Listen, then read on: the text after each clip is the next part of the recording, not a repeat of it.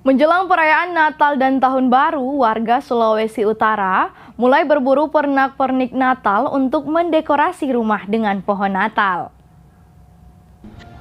Memasuki akhir tahun, warga kota Manado, Sulawesi Utara berburu produk Natal dan Tahun Baru.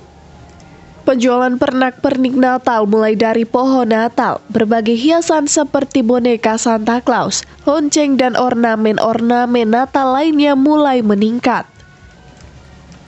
Salah satu toko penjual perlengkapan rumah di Manado Town Square mengaku saat ini penjualan pernak-pernik Natal meningkat tajam memasuki bulan Desember.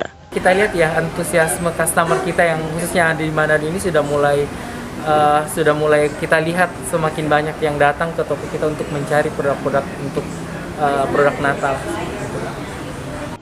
Pihaknya juga menambahkan untuk pohon Natal beserta pernak-perniknya dijual terpisah, namun ada juga yang dijual dengan pohon Natal lengkap dengan hiasannya. Eka Putra melaporkan untuk Kawanua TV. Berbagai informasi akan kami hadirkan usai jeda, tetaplah bersama kami.